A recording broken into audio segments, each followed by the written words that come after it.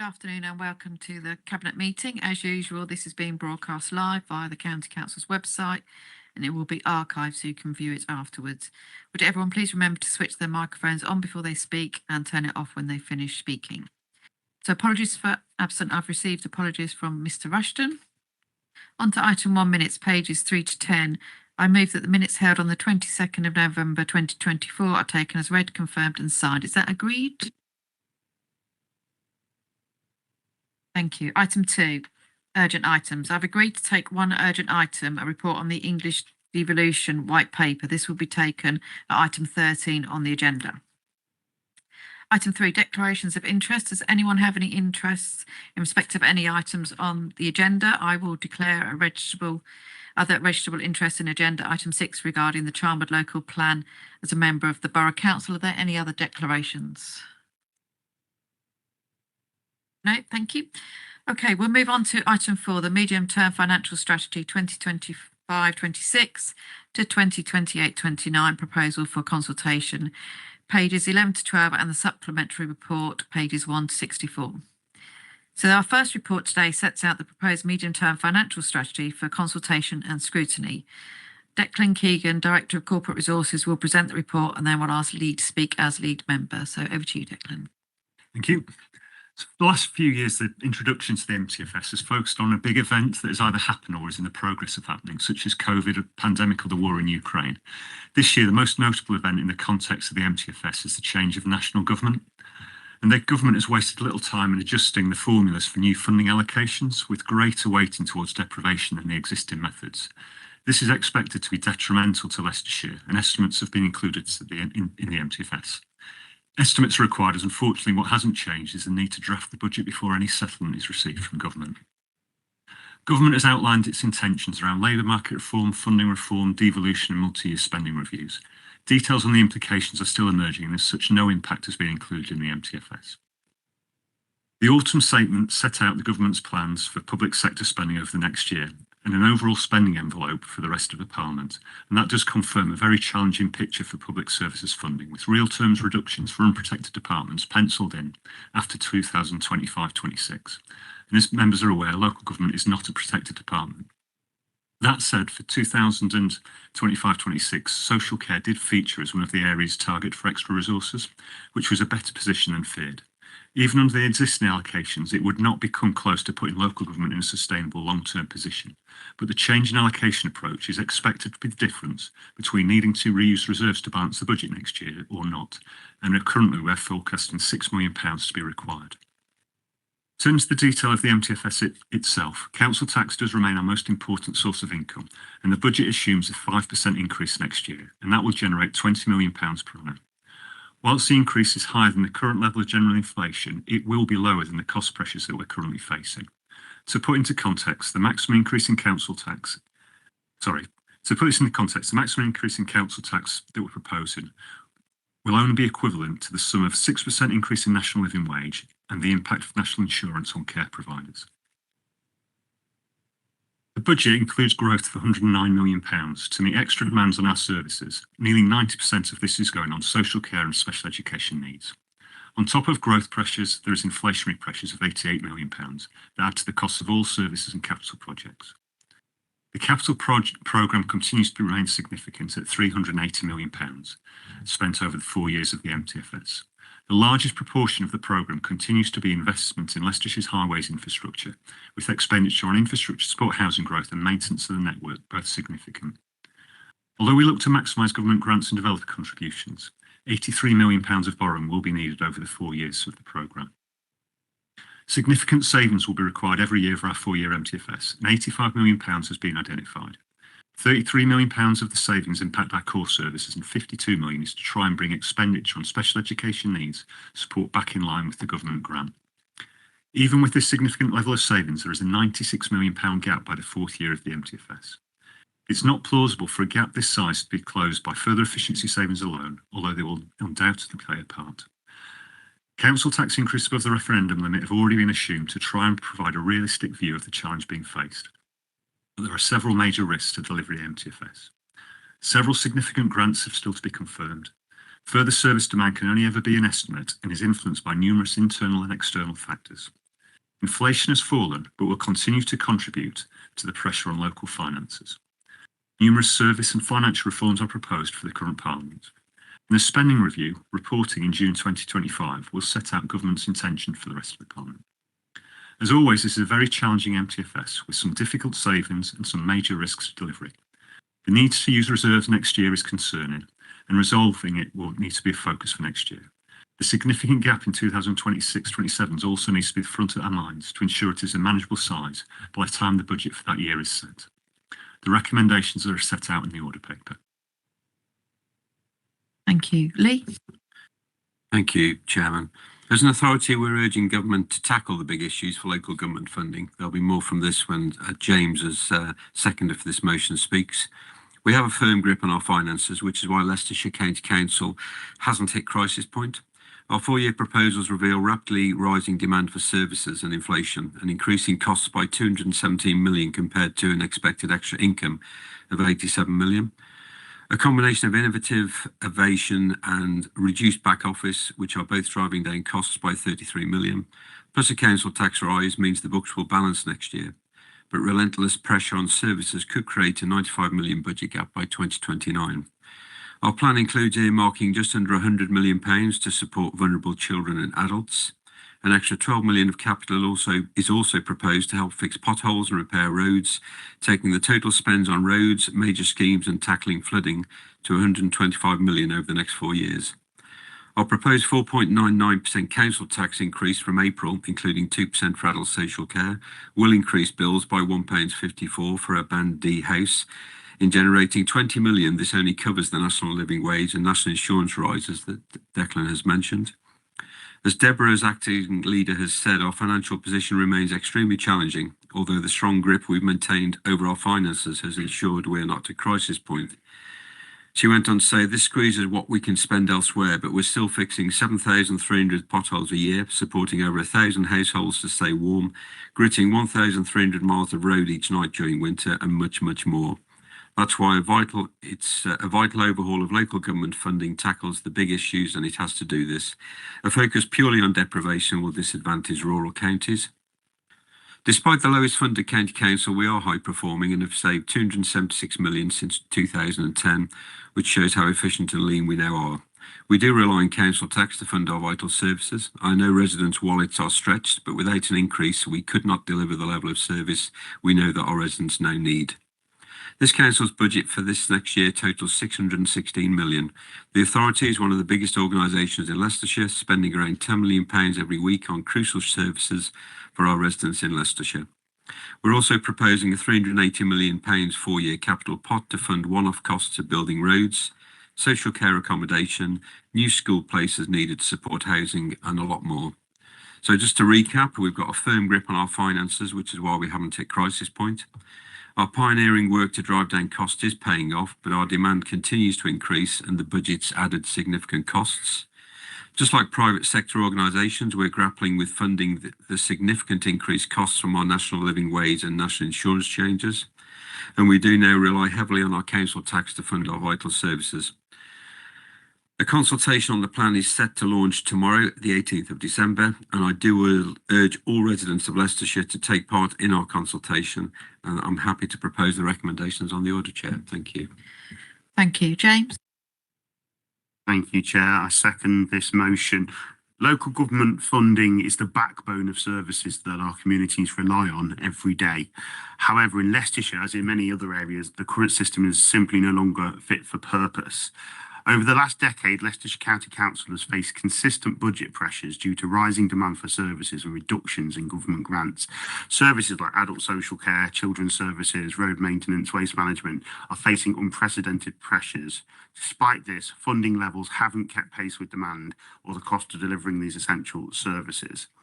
Leicestershire County Council is facing mounting pressures, whether that's meeting the needs of an ageing population, supporting vulnerable children, or maintaining our roads and infrastructure. Our current funding system simply does not provide the stability or flexibility we need to address these issues effectively. Our population is growing and the needs of our residents are evolving. More people require adult social care as the needs of our population ages. More families dependent on children's social care support. Our roads, public transport networks and other infrastructure are under pressure from increased use. However, funding from central government and other streams has not risen in line with these pressures.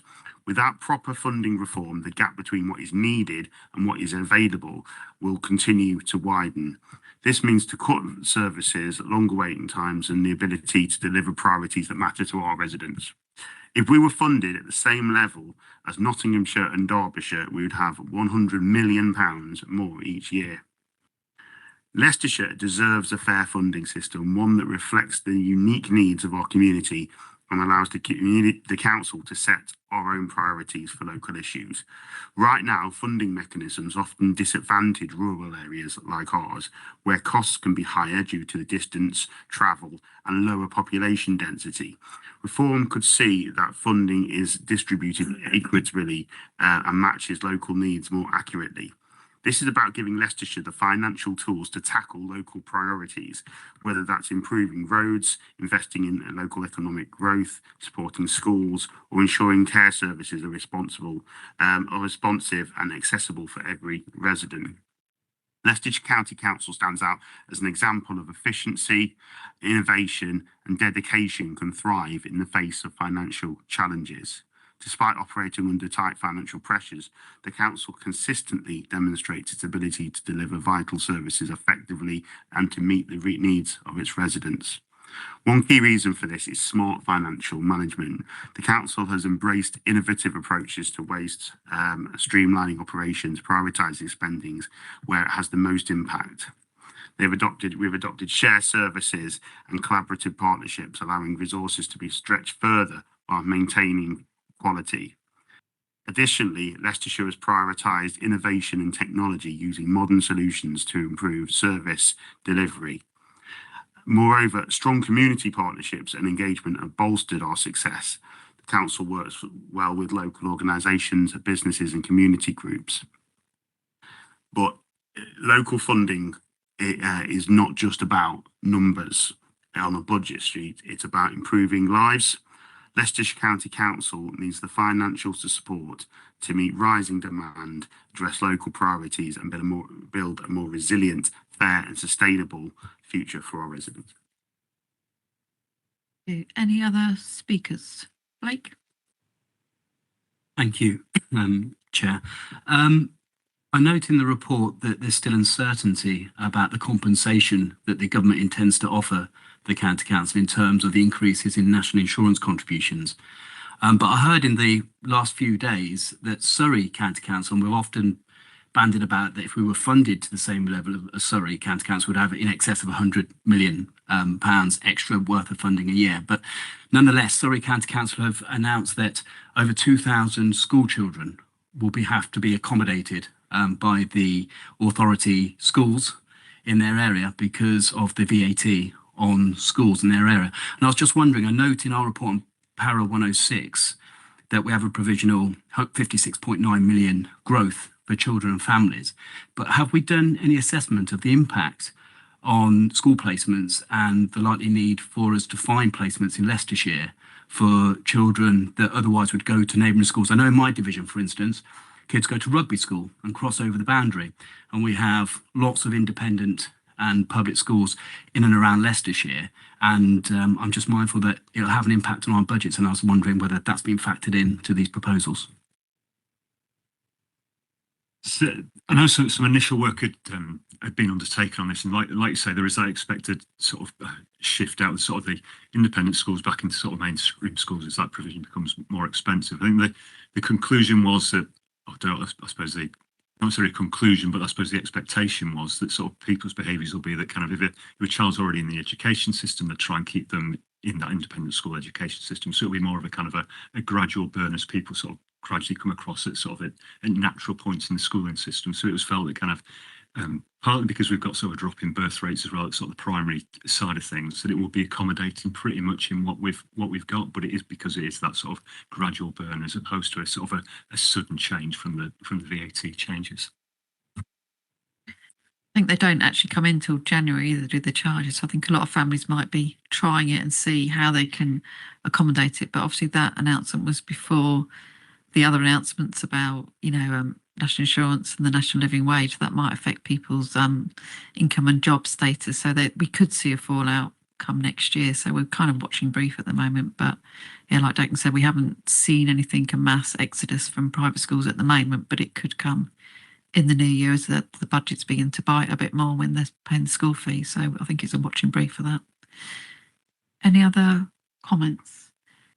No, I think James and Leah covered most of what I was going to say. Obviously, our main work that we can do now is prevention work to stem the growth and demand that's coming through the front door, and that's what we'll continue to do. I think my main concern is the charities and third sectors that we work with and all those other partners that we work with, how they're feeling the pinch with the national living wage and national insurance increases. They will be passing that cost onto us. It's how that pans out over the next few months, I think, will be really difficult for us. Lee mentioned that the consultation opens tomorrow, so I would appreciate as many people as possible that we get a good response to that consultation. I think the message from us is been consistent all the way through, that we need fairer funding. It's been mentioned several times already about how less funding we get than neighbouring authorities. And I think that the government's stance at the moment, where this additional funding that they announced in this policy statement they've just issued, is fully down to deprivation rather than rural, and the cost of delivering services rurally is far greater than those in an urban environment. So I hope this government are listening, that deprivation is not the only indicator that they need to take into account when they're looking at funding for local authorities. So it's been moved by Lee, seconded by James. All those in favour? Thank you. Okay, we'll move on to item 5, the customer experience strategy, outcome of the consultation. This is on pages 13 to 82. So it presents the outcome of the consultation undertaken on the draft customer experience strategy and seeks approval of the final version of the strategy. Again, Declan Keegan, Director of Corporate Responses, will present this report, and then I'll ask Lee to speak. Thank you. As you said, this is the sort of the result of the consultation on the draft strategy, and at the heart of it is just how do we improve customer service across Leicestershire County Council. And the draft strategy has been updated to reflect the feedback following the 8-week consultation, and the report in front of members is to seek approval for the final strategy, which is attached as appendix to the report. The report and appendices give details from the public consultation, both in terms of the method used and the feedback that was actually received back. And this included seeking the views of organisations and individuals that interact with the County Council, the Scrutiny Commission and the Leicestershire Equalities Challenge Group. The overarching aim of the strategy is to allow people to communicate with our services quicker and easier through modern and accessible ways. And as you would hope, the overall response was positive, with support for the vision and strategy consistently above 70%, irrespective of the response group. And there was support for each of the 6 principles consistently above 75%. Based upon the feedback, some subtle changes to the strategy have been made to strengthen it based on the feedback received. Changes are outlined in paragraphs 37 of the report. The strategy does span the whole organisation, on the premise that customer service is everybody's responsibility, and therefore does not just sit with the customer service centre. If approved, the next steps will be to work closely with the management teams from across the council to produce an annual implementation plan. This will ensure that there's tangible action and performance monitoring, ensure the strategy's vision and principles become a reality. The strategy is ambitious and will therefore live well beyond the life of the customer programme that is tasked with its implementation, providing a key vehicle for embedding consistent customer services practices across council services. The recommendation to approve the strategy is per the order paper. Thank you. Lee? Thank you, Chair. We are looking to approve this customer experience strategy for 2024 to 2028. As Declan says, we have noted the feedback received during the consultation exercise on the draft strategy, which has now informed the final version. The strategy will set the direction for the Council's interaction with all our customers and help ensure transparency, consistency in its approach. Following today's approval from Cabinet, hopefully an action plan to tackle priority areas for the year ahead will be presented to Scrutiny Commission for consideration in the new year. We know we achieve and we deliver, but we know further work is required to achieve a consistent level of customer service across all of the Council services, but it is hoped that the new strategy will enable this to happen. The consultation has taken place, it's been very thorough, and we have had Scrutiny Commission as well that have looked at this in depth. They've made comments, and these comments have been taken into account with the action plan. The changes, as Declan says, are noted on paragraph 37 on page 22 And therefore, I think with the amendments that we have now made, this is a strategy that will take us forward, and I'm happy to propose the recommendations, Chair. Thank you. Thank you. James? Thank you, Chair. I second this motion. Don't have a lot to add to what's been said. Just to thank officers for the work they've done, and to the people that have took part in the consultation. As has been said, sort of customer service is at the heart of what we do. You know, we talk about industries that produce things. People are our industry. That's what we do, and therefore it's important that we get the highest level of customer service consistently across our authority, and this will hopefully help us deliver that. Thank you. Christine? Yes, thank you for a good report. It just shows that people say, well, we go out for consultation and do you listen? It shows that we do listen and we do amend and take on board what the public have come back and said. So I'm happy to support this as well. Thank you. Any other speakers? Moved by Lee, seconded by James. All in favour? Thank you. Thank you, Declan. Okay, on to item 6, the strategic transport planning issues associated with the emerging Charnwood local plan. These are on pages 83 to 88 and in the supplementary report, pages 1 to 20.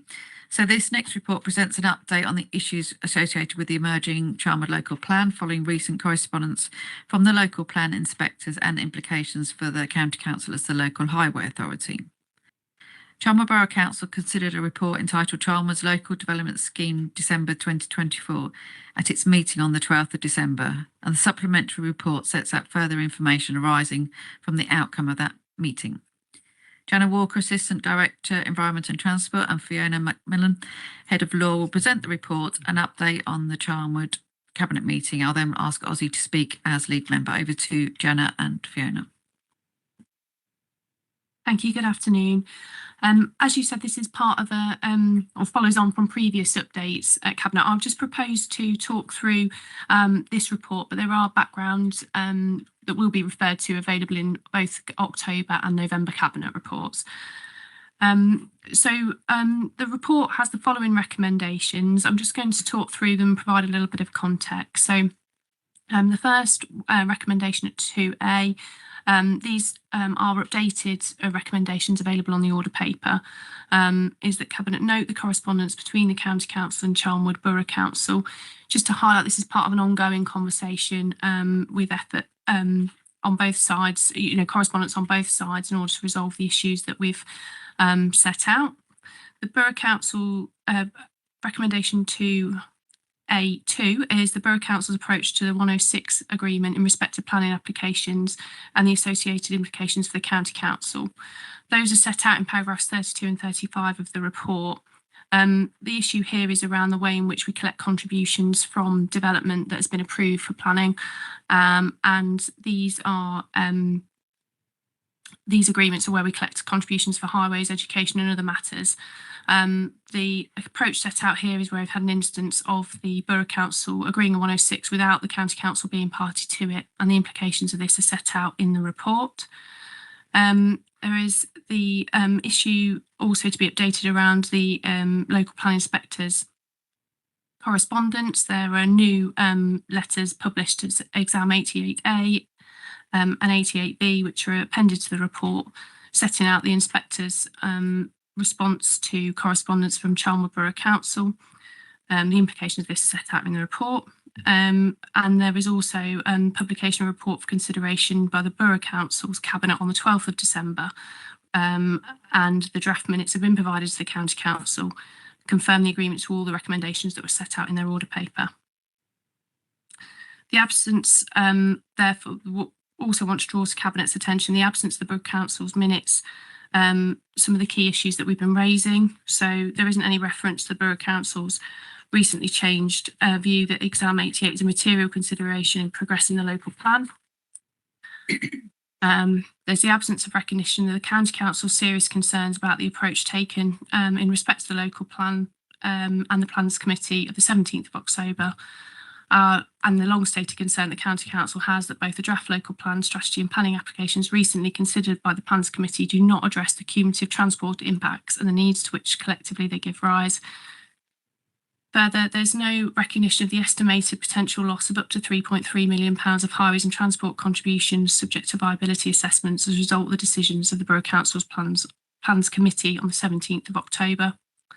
These are there's evidence to suggest that there is viability in sites that are being approved for planning without that strategic contribution because of the lack of mechanism that's set out previously. That's what that recommendation refers to. There was no explanation of the Borough Council's attempt to exclude the County Council from the 106 agreements, as we've noted, and any supporting evidence around the approach to this in terms of best practice from other authorities and other two-tier areas. And importantly, that the County Council maintains it did not refuse to sign 106 agreements. The County Council's request for our concerns to be put on the record at the Borough Council's meeting were rejected by the Borough Council. So there's a lot of issues being reported there, potential implications for the LHA and its role as a statutory consultee for the local plan process are set out in paragraphs 26 to 27 and also in 29 to 39. So also of note for Cabinet is the publication of the National Planning Policy Framework on the 12th of December. This will have implications for all local plans in Leicestershire, and not least because it will significantly increase the level of housing which authorities have to plan for, and may mean that more local authorities without an up-to-date plan will no longer be able to demonstrate a 5-year housing supply.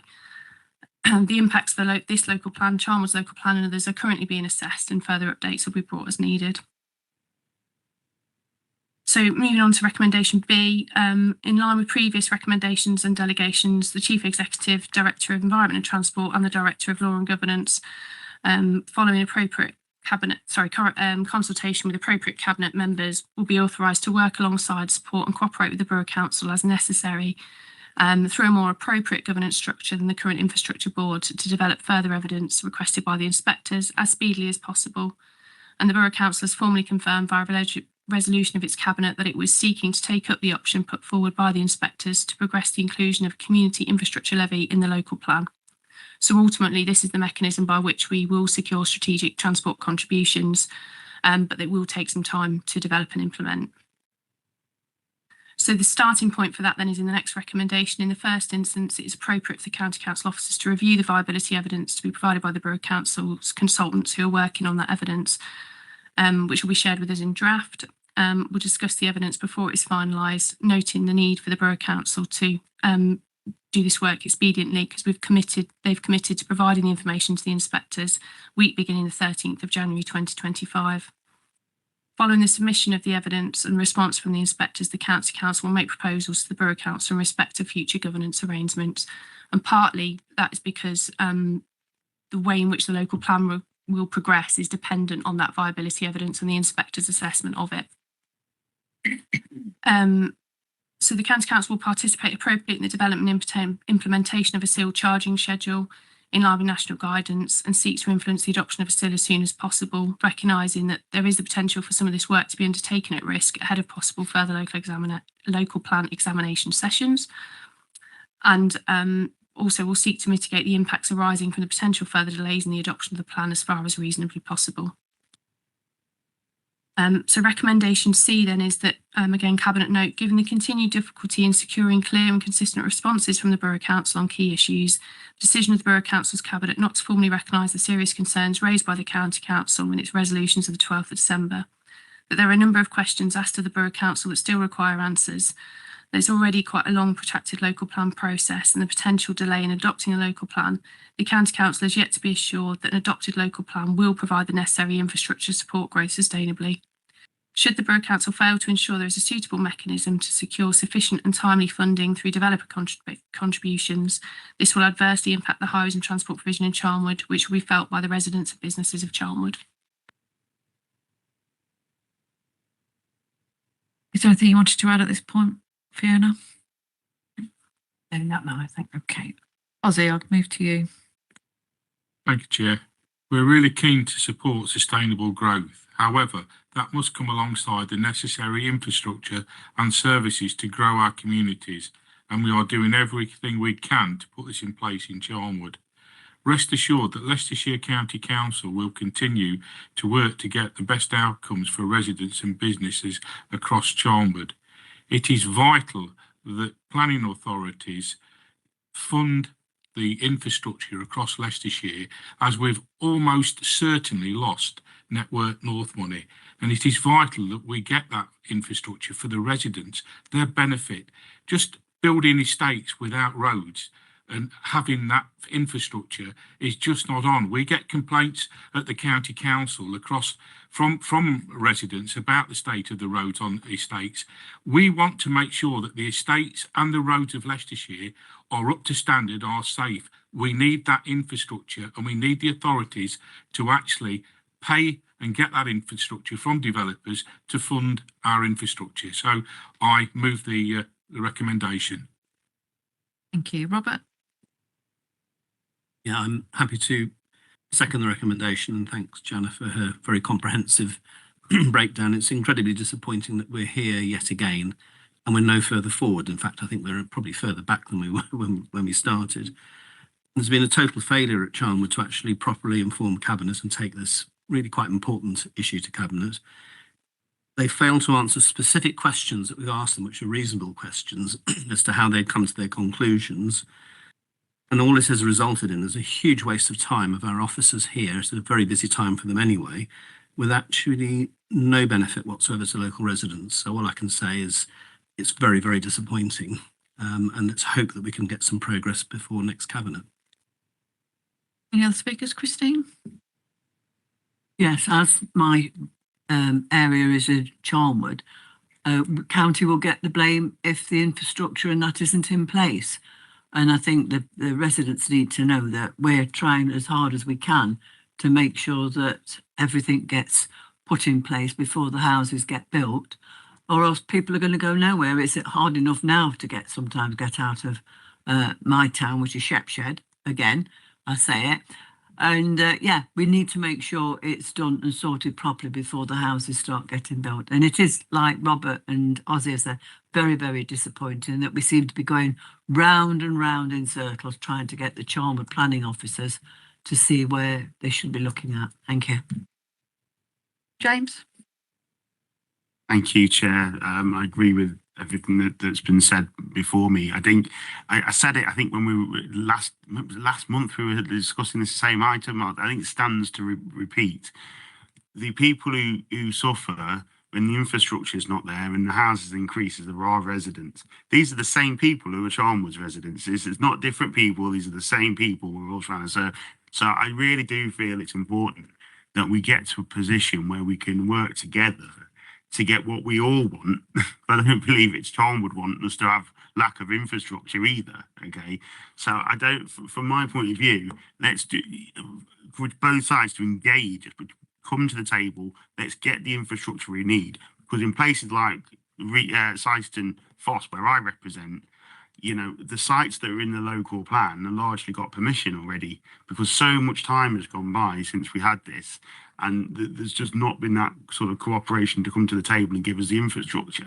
So if you're driving in Quenenborough tonight, you'll be queuing a long time at a crossroads. It's simply not built for that level of traffic. If you're in Sileby tonight, you'll have the same problems. It's all because development has come and the infrastructure hasn't come with it. Okay, people aren't against houses per se. Some people, a lot of people aren't against houses per se, but it can't come at the expense of the infrastructure. So that's my appeal to anyone who's listening to my voice right now, is to come together so we can work for the residents of Charnwood, whom we all serve. Just a couple of points from me. I suppose that the greatest disappointment is the lack of recognition from Charnwood about how serious this issue is. You know, already we've lost £3.3 million worth of possible highway and transport contributions just at one planning committee held in October, and they just don't seem to realise how urgently that funding's needed to put in the infrastructure for these houses. And I'm exactly the same in my area. 600 houses, another 1,400 planned, but no infrastructure at all being put in, and it's just bringing us all to a standstill. For me, the final bit is waiting for this viability assessment that the Borough Council they're going to put into effect on 13th of January. Do we have any idea how long it will take them for the inspectors? Because we're not actually sure at this time whether SIL is the way to go, or whether the inspectors will agree that that's the way to go for the local plan. So we've any idea of timing once they put in the viability assessment to the inspectors? There's nothing that I've seen that guarantees that timeline, and I guess it might be dependent on the level of analysis that's needed for that evidence. But you're right to say that the sort of next steps, if you like, are the inspectors want to be assured that the local plan as a whole can sustain SIL, would be viable with a SIL mechanism in place. That's the evidence that will be submitted, subject to then the further timescales and next steps will be set out. So apologies, no, we're not sure what that timescale is at the moment. But there will be a period of time from when that's submitted to the inspectors before the inspectors then come back to Charnwood to advise whether that's the way.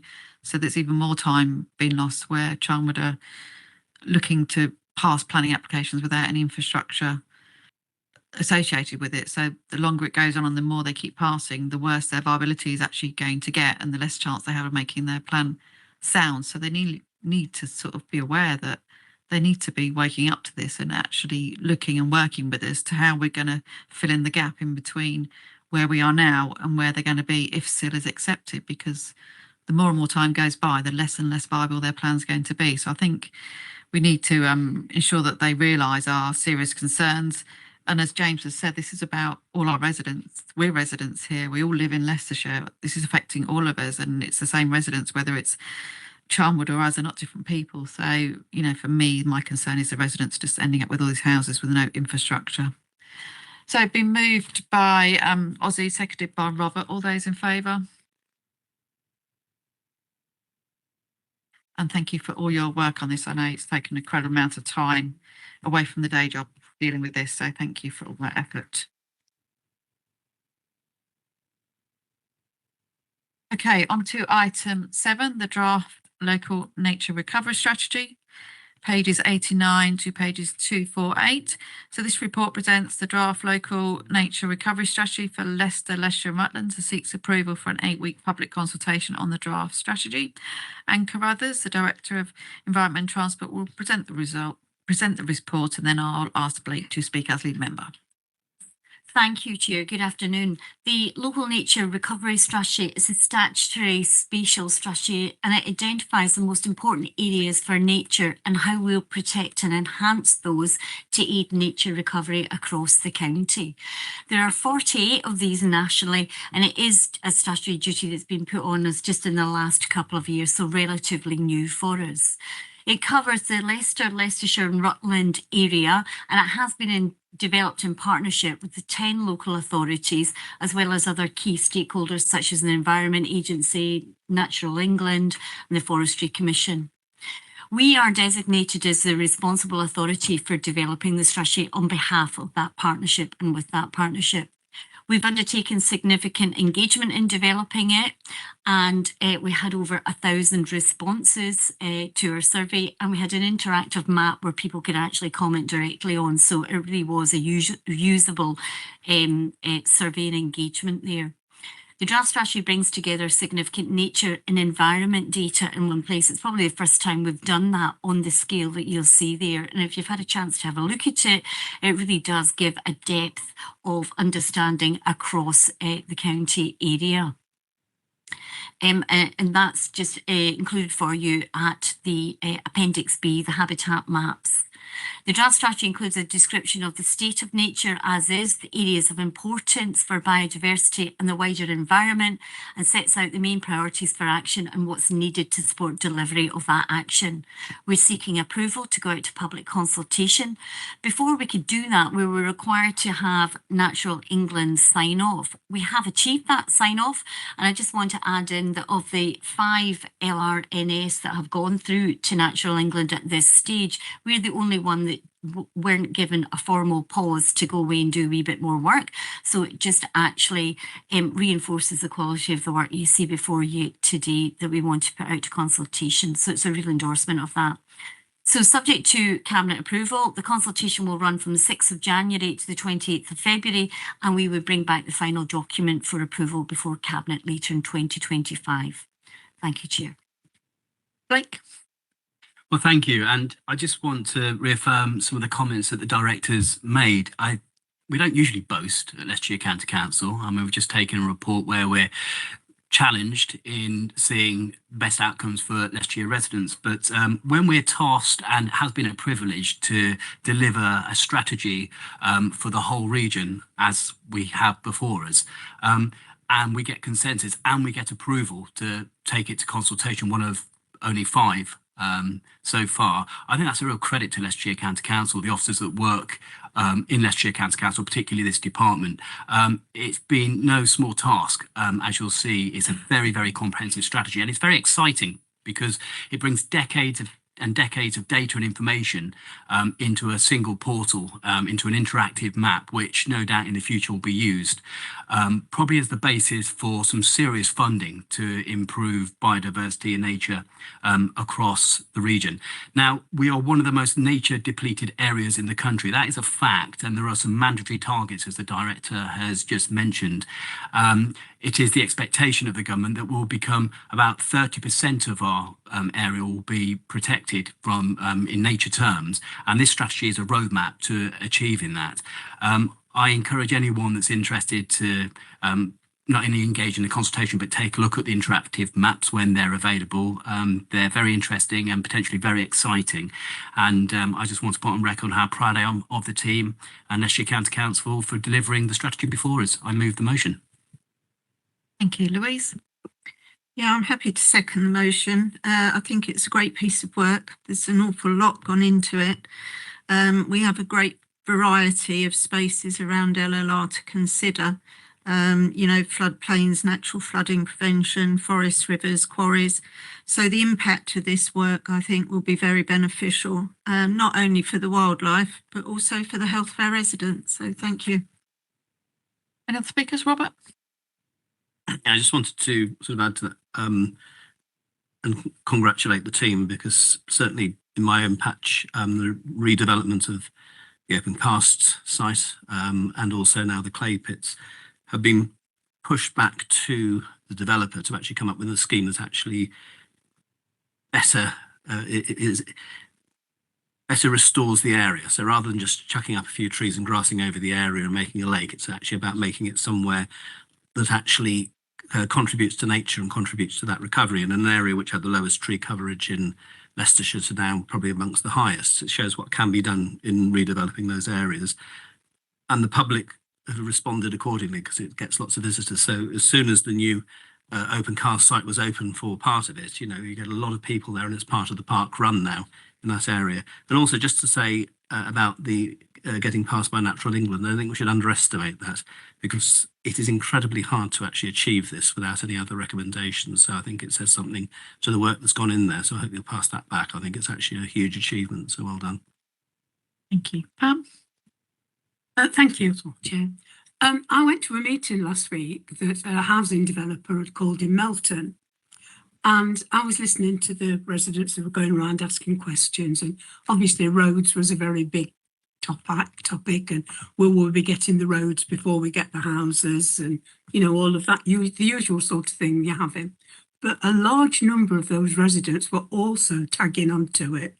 And what about nature? Where do we have a green spaces? What are you doing to contribute to that? Or are you expecting us to pay for it as well as, moving into the development? So there is a lot of concern from people today about where they're going to live and what they actually want to see in the area that they're moving into. So, I think this is a brilliant strategy, and well done for all the work that you've done on it. Thank you.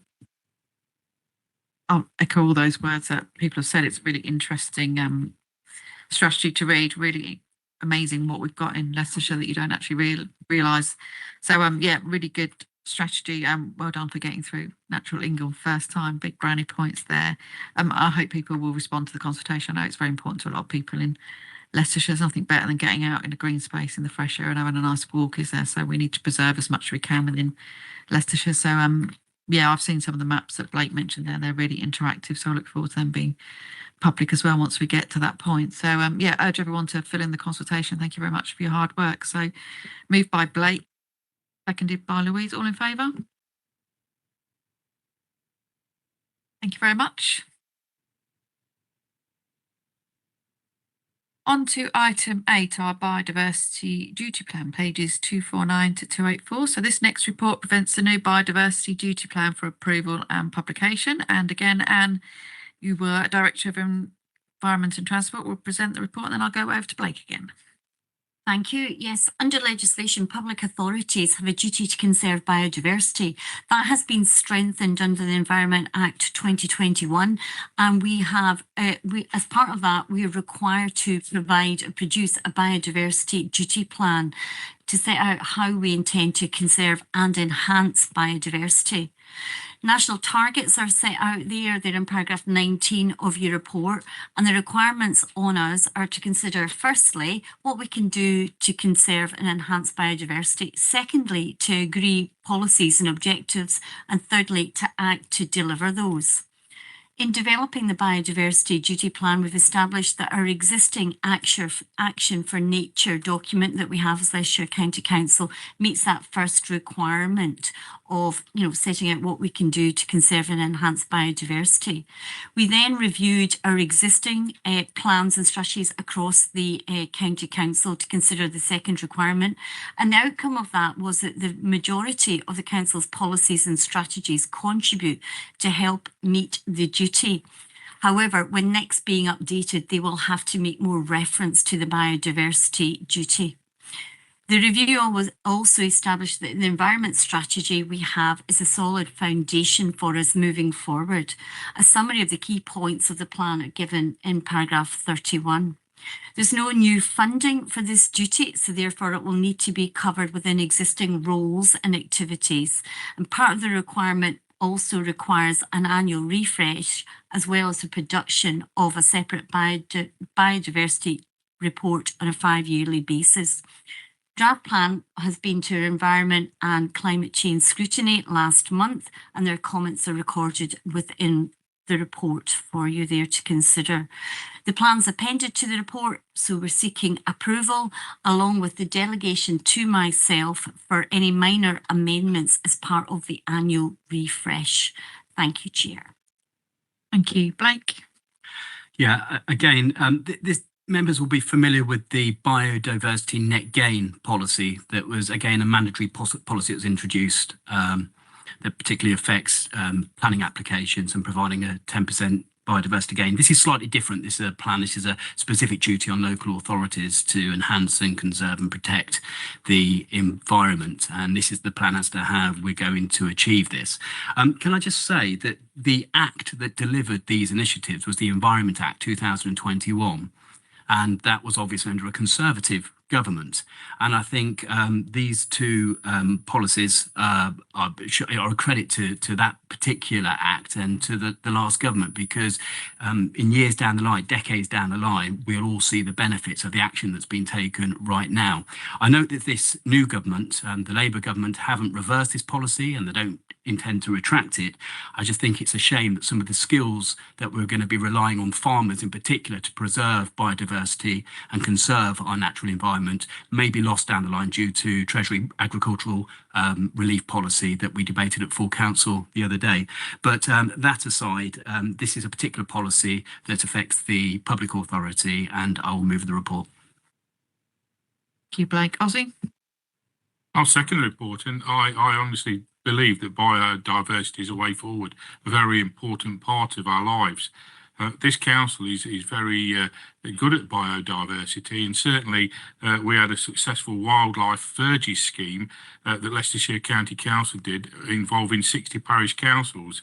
And we actually won the DEFRA Bees Need Champion Award in 2023. All credit to our officers.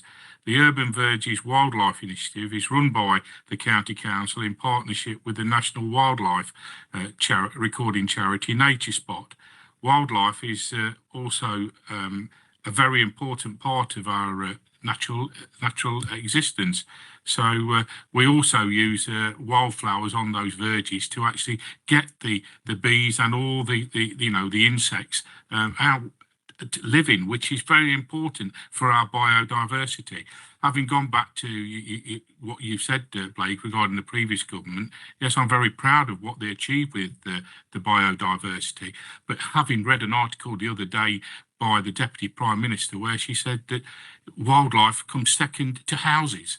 So, we've got that to look forward to, unfortunately, with this present government. But I'm happy to second the motion. Thank you. Any speakers? Robert? I'll just quickly say something which actually covers 8, 9 and 10 is to follow on from that with the number of houses that we're going to have to build. If we want to keep Leicestershire as the rural heart of rural England, these are really important policies. So you're going to have to build these houses. That's understandable. What this is making sure of is that we're not just doing the minimum, that actually we're providing proper, and I think it's the point that Pam made, is that people care about these issues when they move into the rural areas. They want to maintain those. So I think all these 3 policies are going to make it much trickier delivering those houses, but that doesn't mean to say they're wrong. I think they're the right things to do. So it's good to see that they're in place and that they're not being rescinded. Thank you. Does this have a refresh every year? Is that the plan going forward? We'll be annually refreshing it, yes. I think I can't add anything to the comments that have already been made, so I fully support all of those, and really good biodiversity duty plan that you've produced. So yeah, I'm very happy to support this as well. So all those in favour? Thank you. Thank you for all your work on this as well. Okay, on to item 9, future approach to residual waste management post 2031 on pages 285 to 300. So this next report seeks approval of the proposed future approach to managing residual waste from 2031 through a low investment merchanting approach following consultancy work completed by Frith Resource Management. So Joanna Gale, Assistant Director of Environment and Transport, will present the report, and then I'll be back to Blake. Thank you, Chair. As mentioned, so the purpose of the report is to seek Cabinet's approval for this future approach to managing our residual, in effect, black bag waste from 2031 onwards. And that's via a low capital investment merchanting arrangement, which is either to continue our existing contractual arrangements or seek new ones from that timeframe. The report also looks to update a previous Cabinet decision from 2016, which agreed that we, at that point in time, merchant with the market, but also explore opportunities for joint working with Leicester City when their PFI for waste management comes to an end in 2028. So in terms of the detail in the report today, the work undertaken looks to take account of there's some quite significant changes that have happened since 2016, as well as consider changes that we expect going forward. So there are things to consider like the weekly rollout of food waste collections that's imminent, the extended producer responsibility requirements on us, and commitments in our recently approved joint waste strategy with the districts, which aligns to the national legislative provision around moving to a circular economy, so keeping waste in circulation for longer before it drops out of the system and costs money, high recycling targets, and reducing waste to landfill. The report also sets out some of our duties as our statutory duties as a waste disposal authority. There's budgetary information in there around the waste that's in scope, and our current contractual provision, which does, interestingly, we've deliberately designed break clauses into all our contracts to allow for this future consideration in terms of how we may or may not change our approach going forward. The report then sets out the work that was commissioned by consultants from 2022, and a summary is appended to the Cabinet report. But in essence, it sets out the process that was gone through, the options that officers have sought to have appraised, and the criteria by which they were assessed. And the options ranged from, in effect, continuing as is, all the way through to major capital investment by the council in building its own energy from waste treatment facility with various types of pre-treatment on the front end of that process. And all of those options were modelled over a 20-year period, and they considered things like cost, the carbon impacts, deliverability, and resilience. And the timing of the work's been important because now currently represents the last opportunity to seek direction from Cabinet where all of those options are still viable and on the table if we consider things like buying land and planning permissions for some of those big build options. Having considered all of the factors, including some quite significant risks around things like future energy pricing over the next 10 or 20 years, and something called the emissions trading scheme, which is a form of taxation on energy from waste, the outcome of the work was a consultant's recommendation that the County Council progress with a low capital investment approach, either via continuing our existing contracts or re-procuring them from 2031. On that earlier issue of partnering, the work found that there was no noticeable benefits from partnering for the County Council, but that we could remain open to that option should the opportunities arise. And lastly, the report was considered by the Environment and Climate Change Scrutiny Committee last month, and their comments are added to this report. But in essence, they were supportive of the recommendations as set out for Cabinet in point 2 of the report. Thank you. Thank you. Blake? Thank you. And can I thank the E&T or the Environment Scrutiny Panel who considered this report last month. It was an interesting debate and the comments have been duly noted. We spent about £21 million on waste disposal, excluding haulage costs, a year at here in Leicestershire. We've been envious of some authorities previously because they've had fancy energy for waste facilities and whole plants that they've been able to use and often derive a surplus income into the authority, which is obviously help subsidise their general costs. We haven't had that luxury, but what we have is an elite group of officers that know the waste industry inside out, and through their technology neutral balanced approach to managing Leicestershire waste, not only do we manage to receive a surplus income into the authority from our recyclers in most years, although that is subject to market volatility, but we're able to control the costs and therefore get real value and spend our money very, very efficiently when it comes to waste management in Leicestershire. So we don't have, like a gold star plated system that we can rely on, but what we do have is some great management, and we should be thankful that they're able to control the costs so they don't get out of control when dealing with a central function of Leicestershire, which is disposing of its waste. So I move the plan before you. Thanks. Thank you. Ozzy? Yeah, I'd like to echo Blake's words. We have got a terrific management team, and all credit to them for what they do. And I move the report. Second the report. Any other speakers? Okay, moved by Blake, seconded by Ozzy. All those in favour? Thank you very much. On to item 10, the Air Quality and Health Partnership Action Plan 2024 to 2028. So the next report informs us of the Council's ongoing work with partners to improve health inequalities linked to air quality across the county, and seeks approval of the Leicestershire Air Quality and Health Partnership Action Plan for 2024 to 2028. Mike Sands, Director of Public Health, and Jenna Parton, Public Health Portfolio Principal, will present the report, and then I'll ask Louise to speak as lead member. So over to you, Mike. Yeah, thank you, Chair. So as you said, the report comes to Cabinet seeking approval for the Leicestershire Health Quality and Health Partnership Plan, Action Plan for 24 to 28. The need for such a plan is detailed in paragraph 4. So the Director of Public Health, me, has a statutory duty under the Health and Social Care Act to ensure that plans are in place to protect the health of the population. And with poor air quality being the largest environmental risk to public health in the UK, it's important that we show leadership in this area in pulling partners together to tackle poor air quality.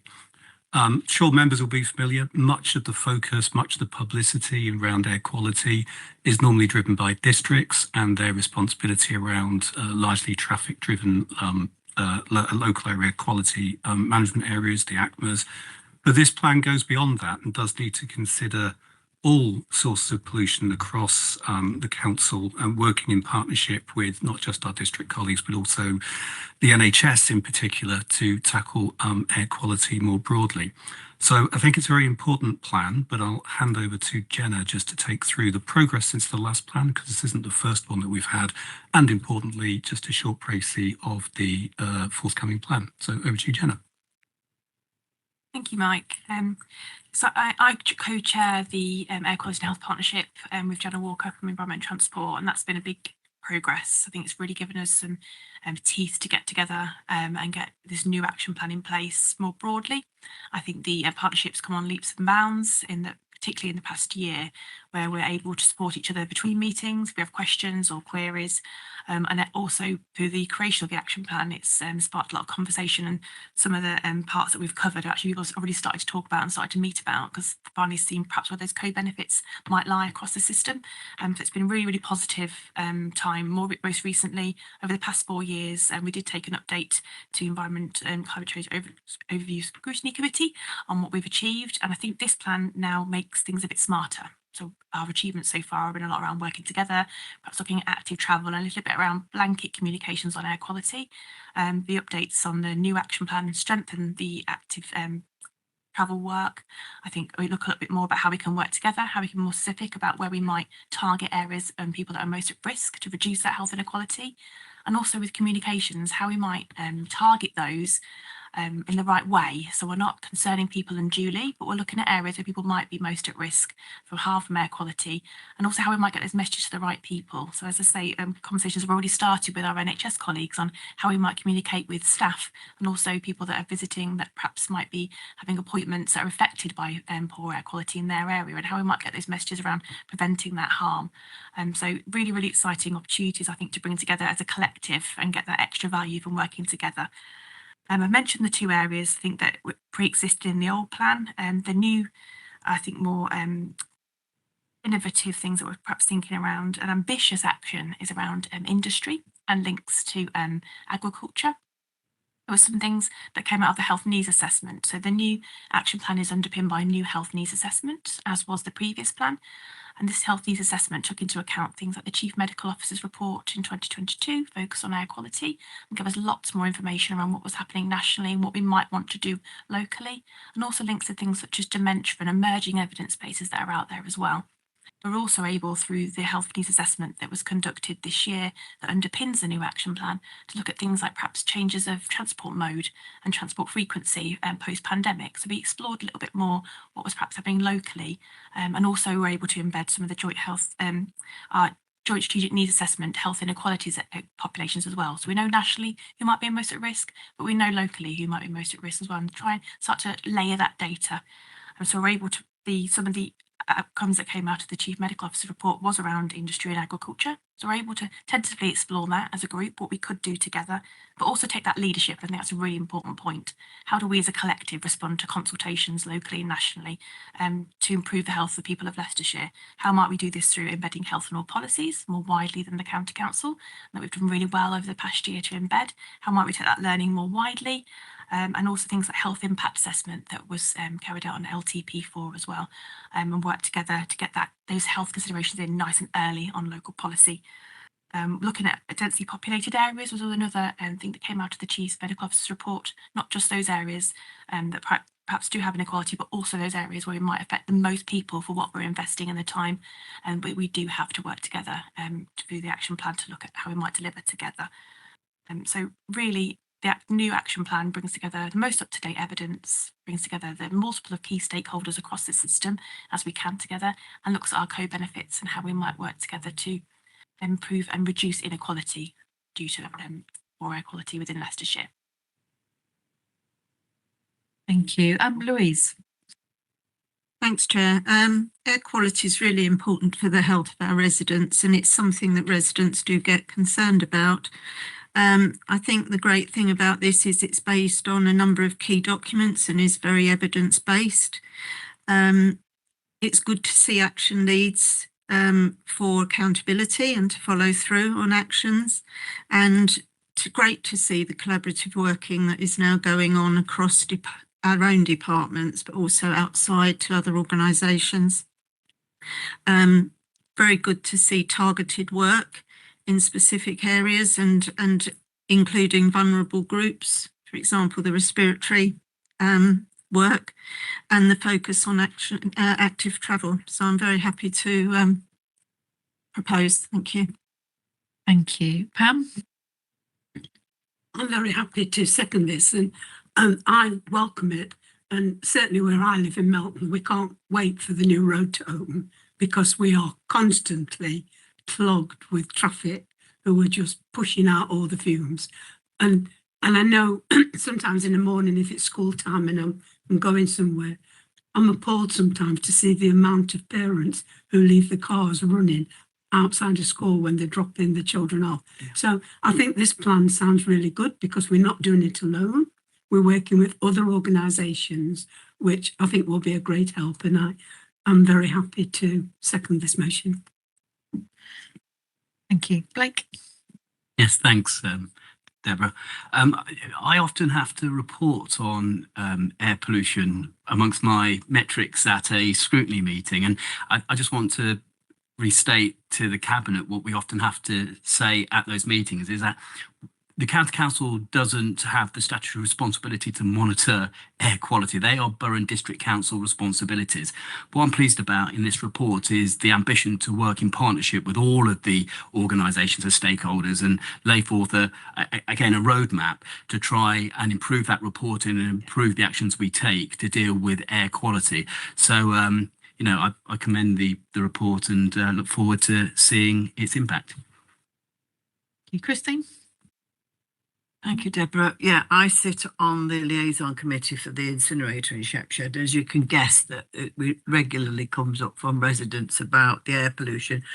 But I can assure people that it is regularly monitored and we do discuss it at the liaison committee.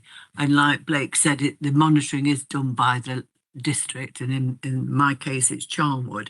So it is monitored very, very regularly. And I do look forward to this, because, you know, it's not just Shepshed who's got the incinerator. The incinerator air goes everywhere. It doesn't just come out the chimney and say, right, we're in Shepshed, we'll stay in Shepshed. So it does, you know, the area does need looking at. So I'm in favour of looking after this. Thank you. Can I just check that obviously the action plan's 2024 to 2028, is it going to be reviewed in between that time? Yes, so the longer action plan already has columns for 8 weekly updates when we meet as the actions will build within the groups. They're the initial actions that have come out of the health needs assessment. But as a group, then if we identify things have changed, also the expectation of the leadership is that people bring things forward in their areas and say, this is an issue, what can we work together with? So yeah, very much so on the 8 weekly basis of the meetings, and then happy to bring updates as appropriate then for more formal updates to that as well. I think it'd be interesting to see how you're getting on. You want to come back to Cabinet, I think we need to understand how this is going. So no more speakers. Moved by Louise, seconded by Pam. All in favour?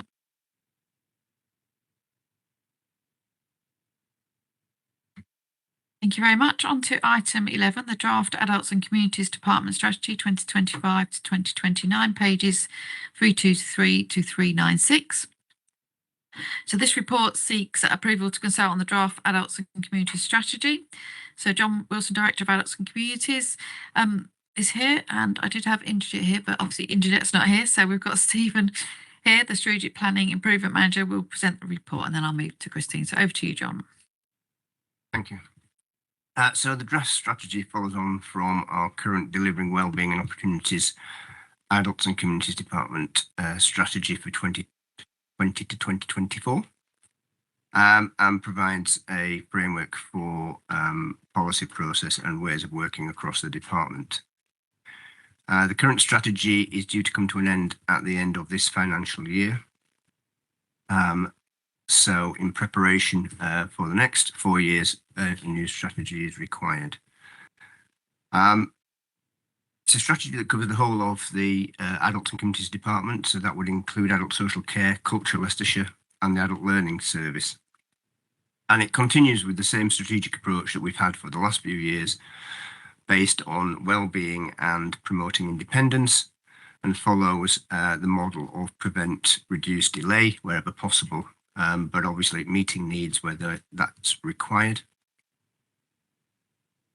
There is a renewed emphasis within this strategy on strengths-based approaches, and particularly on co-production with people who have experience of drawing on the council's services.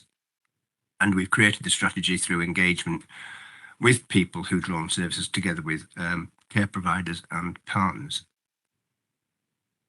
The communication engagement plan for the strategy is attached to Appendix B, and paragraph 23 outlines the way that and the means by which we intend to consult, and comments from the adults Scrutiny and Overview Committee are included at paragraph 24, and we also include comments from Health Watch within today's report, and we can confirm that we have addressed those comments within the draft strategy. So Cabinet is requested to approve an 8-week public consultation on the draft strategy.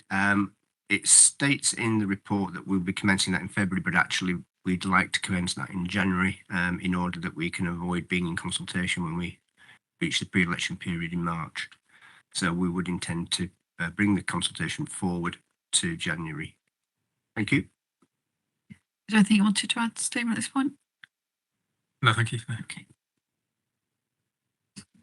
No, not really. I think it's a very, very good report, and I hope people read it and get comment back.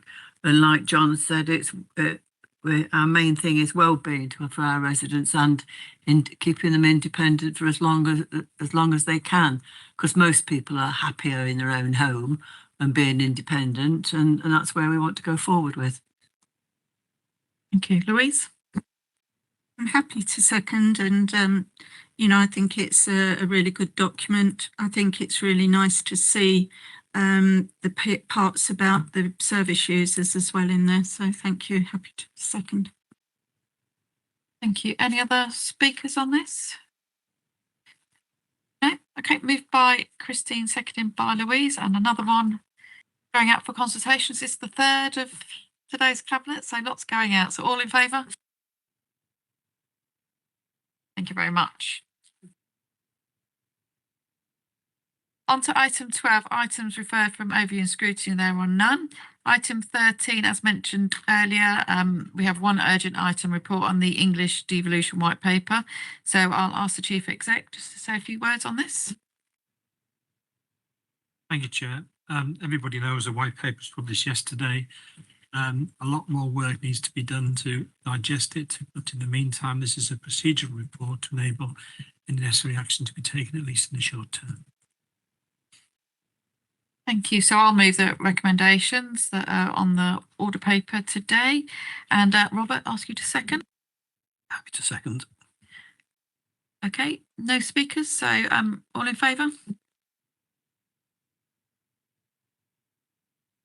Thank you very much. So that brings this meeting to a close, and this is the last one of the year. So wish everyone a happy Christmas, and I'll see you all in 2025. Thank you very much.